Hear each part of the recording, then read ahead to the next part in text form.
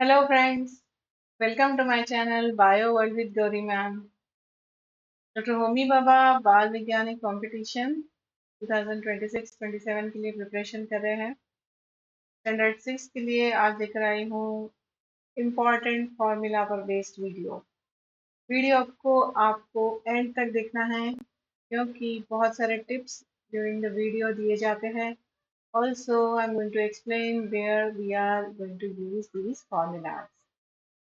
तो चलो शुरू करते हैं। सबसे पहले यहाँ पर एक कंसेप्ट एक्सप्लेन कर रही हूँ जिसके बारे में हमेशा क्वेश्चन बनता है और हमेशा बच्चे गड़बड़ करते हैं। तो यहाँ देखो, प्लांट की बात हो रही है, फोटोसिंथेसिस एंड रेस्पिरेशन के बारे में। अगर डे टाइम है तो लाइट है, तब फोटोसिंथेसिस ऑन रहेगा और रेस्पिरेशन ऑन रहेगा। एट नाइट जब लाइट नहीं है, फोटो मतलब लाइट नहीं है, तब क्या हो रहा है, फोटोसिंथेसिस ऑफ हो रहा है, मगर बेटा रेस्पिरेशन ऑन ही है। तो we remember whether it is a day time और नाइट टाइम, फोटोसिंथेसिस तो नाइट में ऑफ हो जाएगा मगर रेस्पिरेशन तो 24 आवर बाय 7 शुरू ही रहेगा। ठीक है, आगे देखो। आगे ये कुछ मेजरमेंट है, यूनिट और सिंबल दिए गए, जिसमें लेंथ या डिस्टेंस आपको मेजर करना है तो आप मीटर यूनिट यूज करते हो, इसका सिंबल है स्मॉल एम। जब मास मेजर करना होता है तब हम इसे मेजर करते हैं किलोग्राम में, जिसे हम लिखते हैं KG. And time is measured in second, small S इसका सिंबल है। यहाँ हम दो फॉर्मूला देख रहे हैं, ये फर्स्ट वाला और सेकंड, जिसमें हमें दिखाई दे रहे हैं units to measure the temperature, Fahrenheit और सेल्सियस और केल्विन। फ़ारेनहाइट में अगर टेम्परेचर दिया है और हमें सेल्सियस में चाहिए तो हम फर्स्ट फार्मूला यूज कर सकते हैं, या उल्टा भी, सेल्सियस में दिया है फ़ारेनहाइट में निकालो कहा है तो F minus 32 divided by 9 is equals to C divided by 5। और दूसरा जो फॉर्मूला है जिससे आप केल्विन फाइंड आउट कर सकते हो, केल्विन में जो टेम्परेचर मेजर हो सकता है वो, जिसमें K is equals to C plus 273.15। तो ये दोनों भी फॉर्मूला अच्छे से याद रखना बेटा, सेकेंड फॉर्मूला पर बेस बहुत बार क्वेश्चन आ चुके हैं। आगे फॉर्मूला जो याद रखने हैं जिसमें आपको एरिया ऑफ रेगुलर सरफेसेस ये याद रखना होगा, जिसमें formula for area of square, area of rectangle, area of triangle और एरिया ऑफ सर्कल, ये सारे इन जनरल पूछे जाने वाली चीजें हैं। इसके अलावा आपको पता होना चाहिए density is equals to mass upon volume, जिसमें डेंसिटी, मास, वॉल्यूम क्या चीज़ें हैं इसके बारे में जानो। और इस फॉर्मूला के हिसाब से हम देख रहे हैं density is directly proportional to mass, whereas density is inversely proportional to volume. Mass का मतलब mass we measured in gram and volume we measured in CC, तो यहाँ डेंसिटी का यूनिट बनता है ग्राम पर सीसी।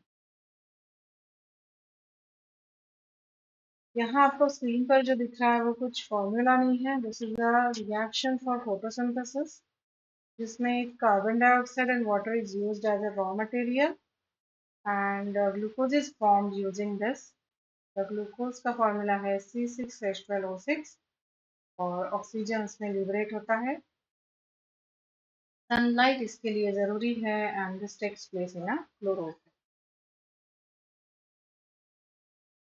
नेक्स्ट फॉर्मूला जो आपको दिखाई दे रहा है वो n is equal to 360 degree minus 360 divided by a minus 1। तो यहाँ पर n is a number of images and a is angle between the mirror. ये क्या चीज़ है बेटा, ये इस तरीके से अगर दो मिरर है जो एक दूसरे के साइड में है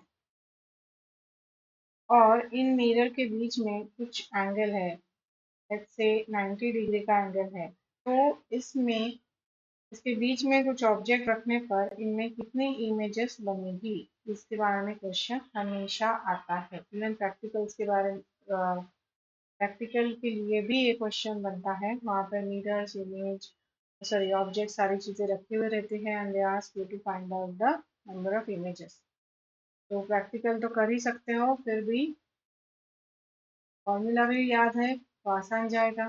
तो यहाँ पे कैसे वैल्यू पुट करनी है समझ लो। 90 डिग्री दिया हुआ है तो 360 डिवाइडेड बाय 90 माइनस 1, तो ये कितना आएगा 4 माइनस 1, मतलब 3 इमेजेस बनेंगी जब हम दो मिरर रखते हैं 90 डिग्री एंगल के अकॉर्डिंगली। अंडरस्टूड। नेक्स्ट एक कंसेप्ट आपको समझा दूँ, जहाँ पर हम बात कर रहे हैं रिफ्लेक्शन ऑफ लाइट की। जहाँ आपको दिखाई दे रहा है पी क्यू, ये है एक मिरर और उसके ऊपर ये नॉर्मल ड्रॉ की हुई रहती है। This is a imaginary line which is known as normal. Incident ray और रिफ्लेक्टेड रे, ये दो रेज है। इंसिडेंट रे नॉर्मल के साथ जो एंगल बनाती है उसे एंगल ऑफ इंसिडेंस कहते हैं, that is denoted by small I. Reflected ray normal के साथ जो एंगल बनाती है that is known as angle of reflection and it is denoted by small R. कई बार आई और आर के बारे में क्वेश्चन पूछते हैं। आपको याद रखना है I is equals to are, जितना एंगल ऑफ इंसिडेंस होगा उतना ही एंगल ऑफ रिफ्लेक्शन होगा। कई बार आपको कहा जाता है incident ray is forming angle with mirror 45 degree का, तो find out the reflected ray का एंगल। सो इस तरीके से यहाँ तो ये 90 डिग्री है, नॉर्मल तो हमने 90 डिग्री ही ड्रॉ की हुई रहती है। तो 90 में से 45 माइनस कर दो और जो आएगा वो इंसिडेंट रे का एंगल आएगा, ऑब्वियसली उतना ही एंगल ऑफ रिफ्लेक्शन भी रहेगा। तो this way reflection of light, ये कॉन्सेप्ट भी अच्छे से करो और ये फॉर्मूला, ये सब जो मैंने अभी समझा ये भी आपको इम्पोर्टेंट है। लॉज ऑफ रिफ्लेक्शन देखोगे तो फर्स्ट लॉ तो मैंने बता दिया, दोनों एंगल सेम रहते हैं। इसके अलावा देखो सेकेंड पॉइंट कहता है यहाँ पर the incident ray, reflected ray and normal lie in same plane. मतलब ये जो मिरर है उसके एक ही साइड में ये सारी चीजें हैं, ना कि दूसरी साइड में कुछ है। और the incident ray and reflected ray are on opposite sides of normal. So opposite side, एक तो इस तरफ है एक इस तरफ पे है, so that is on opposite sides. Understood? तो ये रहे कुछ फॉर्मूले जो आपको याद रखने हैं।